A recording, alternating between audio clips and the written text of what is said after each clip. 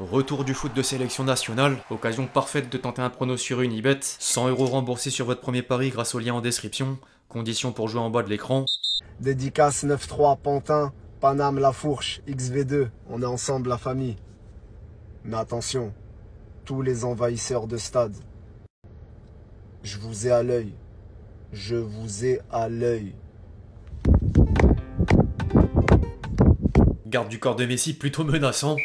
L'équipe, j'espère que vous allez bien aujourd'hui. Nouveau 5, au programme du jour une séquence évidemment sur les Bleus avant France-Israël, dont les premiers mots de Lucas Chevalier en conférence de presse, une transition vers le cas Mbappé encore au centre de l'attention après la réponse de l'entourage du joueur aux explications des gens, les nouvelles déclarations de Rodri sur le Ballon d'Or 2024, les dernières informations autour du mercato hivernal, plus les mouvements d'entraîneurs, avant de conclure par l'énorme menace qui plane au-dessus de l'Olympique Lyonnais devant la situation financière chaotique. Plus d'infos comme d'habitude dans le reste de cette vidéo, les amis, avant d'entrer dans le vif du sujet, je vous demande juste un service, à savoir sans surprise lâchez votre plus beau like, c'est le meilleur moyen de me montrer que vous soutenez la chaîne, merci à tous ceux qui le feront. J'invite toujours ceux qui ne l'ont pas encore fait à télécharger gratuitement l'application SofaScore pour ne rien manquer de la trêve internationale. Score en direct, classement, statistiques et j'en passe. Le lien est dispo en description.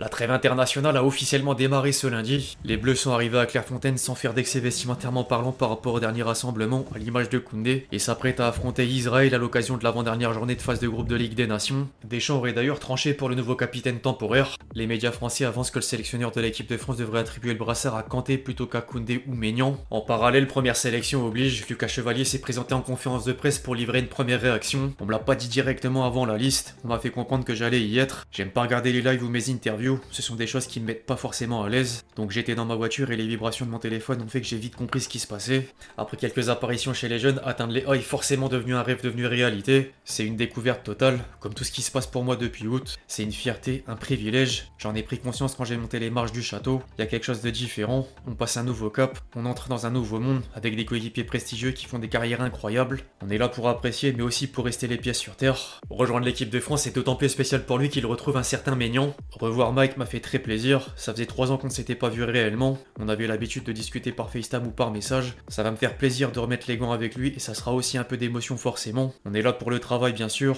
mais oui ça a été un exemple à un moment donné, je le remercie et on se retrouve ici, on se l'était dit, l'histoire est sympa. Le nouveau 3e gardien des Bleus a voulu ensuite prendre exemple sur d'autres grands noms. Aujourd'hui, les gardiens contre qui je peux jouer sont ceux que je regardais dans les grands clubs. Il y a Mike, car il y a une affinité. J'ai pas d'idole précise, mais je regarde beaucoup ce que font les grands gardiens. Je suis pas du style à me dire, il faut que je fasse comme lui. La bonne solution est de prendre un peu de chacun et partout, et de faire un mix. Il faut créer son identité de gardien. En dehors des commentaires pour la première sélection, Lucas Chevalier tenait à envoyer un message sur le contexte particulier de France-Israël. On va essayer de faire comme si c'était un match normal, mais dans le fond ça ne l'est pas. On a vraiment de la compassion avec ce qui se passe au Moyen-Orient. Upamecano n'aura pas dérogé à la règle. Hier c'était le 11 novembre. J'aime la paix et j'espère qu'un jour on la retrouvera dans chaque pays. On va rester focus sur le match qui arrive. Désolé, j'ai pas vu ce qui s'est passé à Amsterdam. Je peux comprendre pourquoi les gens ne veulent pas venir. C'est leur choix. Nous on va se battre sur le terrain. Le défenseur du Bayern prenait d'une autre part position concernant le cas Mbappé. Faut pas oublier ce qu'il a fait pour l'équipe de France. Manque un peu de reconnaissance envers lui. J'espère le revoir très vite. C'est notre capitaine. C'est un super joueur, un ami et je sais de quoi il est capable. J'espère qu'il va reprendre le brassard quand il reviendra. Moi je suis là pour jouer. Je préfère prendre la parole sur le terrain plutôt qu'en dehors. Je suis plus à l'aise.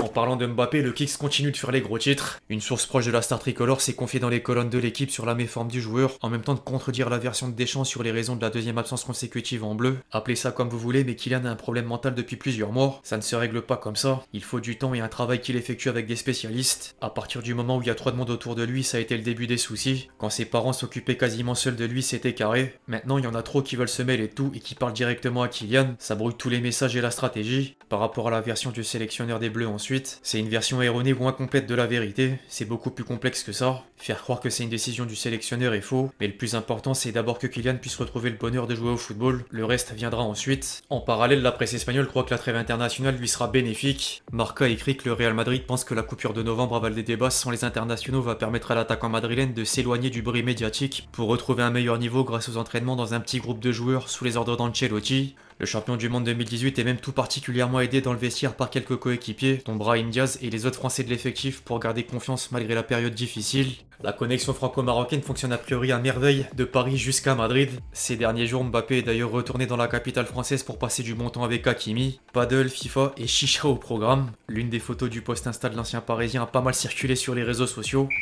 Le Ballon d'Or 2024 enchaîne les sorties médiatiques depuis la semaine dernière. Après l'édition spéciale de France Football, Rodri a accordé un entretien à la Cadena Copé et faisait quelques aveux en lien avec le sacre du mois dernier. Le milieu espagnol s'est encore montré heureux de la victoire avant de faire un top 3 comme s'il avait été votant. Gagner le Ballon d'Or a été une grande joie pour ma famille et pour tout le monde. Ça change quelque peu votre vie, c'est un avant et un après. Beaucoup de gens m'ont félicité, mais l'un de ceux qui m'ont le plus fait plaisir est Iniesta car il a été le meilleur footballeur de l'histoire de notre pays. Si j'avais pu voter, j'aurais choisi Carvajal en deuxième position et Vinicius en troisième. Le meilleur joueur de l'Euro 2024, c'est d'ailleurs pourquoi avoir fini en tête. J'ai gagné le Ballon d'Or grâce à la régularité, ce qui est la chose la plus difficile dans le football. J'ai été le joueur le plus régulier de la saison. La pièce maîtresse de Guardiola disant ensuite que peu de Madrilènes lui envoyaient des félicitations. Il y en a eu de la part d'anciens joueurs de ce club, comme Nacho et Roselu, avec qui j'ai partagé le vestiaire. Le fait que Vinicius m'ait pas félicité ne m'a pas dérangé. Je me préoccupe de mes gens, de ma famille et de mon club. J'aurais pas fait ce que le Real Madrid a fait, de ne pas venir au gala, mais c'est plus la peine d'y penser. En parlant de Vinicius, un média espagnol vient d'ajouter un détail sur l'absence du Real Madrid à la cérémonie. Relevo explique que le Brésilien a appris qu'il serait pas Ballon d'Or grâce à l'un de ses coéquipiers madrilènes.